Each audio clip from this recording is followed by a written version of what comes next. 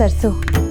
ಒಂದು ಪದಾರ್ಥ ಹೆಚ್ಚಿದ್ರೂ ನಡೆಯುತ್ತೆ, ಇಲ್ಲದೇ ಇದ್ರೆ ಅಲ್ಲಿ ಹೋಗಿ ಪರದಾಡಂಗಾಗುತ್ತೆ. ಅಷ್ಟಕ್ಕೂ ನೀವೆಲ್ಲ ಹೋದ್ಮೇಲೆ ಇಲ್ಲಾದರೂ ಯಾರಿರ್ತಾರೆ? ನಾನು, ನಿಮ್ಮ ಭಾವ, ಮಗು ಅಷ್ಟೆ. ಇನ್ನೂ ಕೆಳಗಿರೋ ಪಾತ್ರೆಗಳನ್ನೇ ಮೇಲೆತ್ತಿಡಿಸ್ಬೇಕಾಗುತ್ತೆ. ಏನು ಕರ್ಮನೋ ಏನೋ, ನನ್ನ ಕಾಲಿಟ್ಟಿದ ತಕ್ಷಣ ನಿಮ್ಮ ಮನೆ ಖಾಲಿ ಮಾಡ್ತಾ ಇದ್ದೀರಾ. ನಾನೇನು ಪಾಪ ಮಾಡಿದ್ನೋ ಗೊತ್ತಿಲ್ಲ. ಬಿಡ್ತು ಅನ್ನಕ್ಕ, ನಿಮ್ಮ ಒಬ್ಬಳನ್ನೇ ಬಿಟ್ಟು ಹೋಗೋಕ್ಕೆ ನಮಗೇನು ಆಸೆನಾ ಹೇಳು?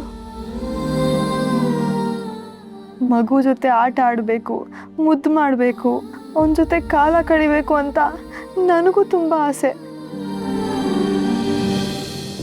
ಆದರೆ ಏನು ಮಾಡೋದು, ಗುರುಗಳ ಆಜ್ಞೆ, ವಿದ್ಯಾಪೀಠದ ಜವಾಬ್ದಾರಿ. ನಾವು ನಿಧಾನ ಮಾಡಿದಷ್ಟು ಅಲ್ಲಿನ ಮಕ್ಕಳು ಅಕ್ಷರದಿಂದ ವಂಚಿತರಾಗ್ತಾರೆ. ನಮ್ಮಿಂದ ಅವ್ರ ಅಕ್ಷರಕ್ಕೆ ತೊಂದರೆ ಆಗಬಾರ್ದು ಅಂತ ಈ ರೀತಿ ಹಠಾತ್ತಾಗಿ ಹೊರಟಿದ್ದೀವಿ ಹೊರತು ನಿಮ್ಮಿಂದ ದೂರ ಆಗಬೇಕು ಅನ್ನೋ ದುರುದ್ದೇಶದಿಂದ ಅಲ್ಲ.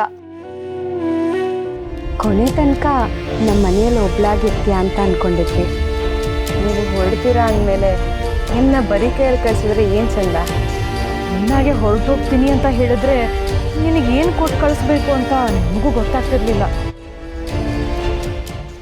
ಏನಾದರೂ ಕೊಟ್ಟಿದ್ದಿದ್ರೆ ಅದು ನಿಮಗೆ ತೃಪ್ತಿ ನೀಡಿದೆ ಅನ್ನೋದು ಗೊತ್ತಾಗ್ತಿರ್ಲಿಲ್ಲ. ಆದರೆ ನಿನಗೀಗ ಏನು ಬೇಕು ಅಂತ ಗೊತ್ತಾಗಿದೆ. ಅದಕ್ಕೆ ನಾವೆಲ್ಲರೂ ಮನಸ್ಫೂರ್ತಿಯಾಗಿ ಕೊಡ್ತಾ ಇದ್ದೀವಿ. ತಗೊಂಡು ಹೋಗು ರಾಧಕ್ಕ. ಗೋಪಕ್ಕ, ನಾನು ತಪ್ಪು ಮಾಡಿಬಿಟ್ಟೆ. ಉಂಡು ಮನೆಗೆ ದ್ರೋಹ ಬಗೆದ್ಬಿಟ್ಟೆ.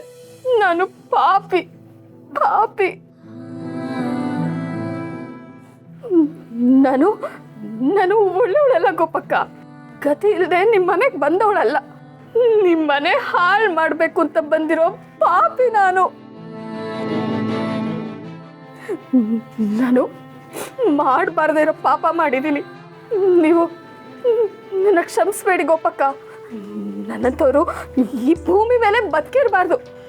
ನನಗೆ ಶಿಕ್ಷೆ ಕೊಡಿ. ನನ್ನ ಕೊಂದ್ಬಿಡಿ ಕೊಂದ್ಬಿಡಿ ಕೊಂದ್ಬಿಡಿ ಕೊಂದ್ಬಿಡಿ. ಅದಕ್ಕೆ ಏನು ಮಾಡ್ತಿದ್ಯಾ ಬಿಡು.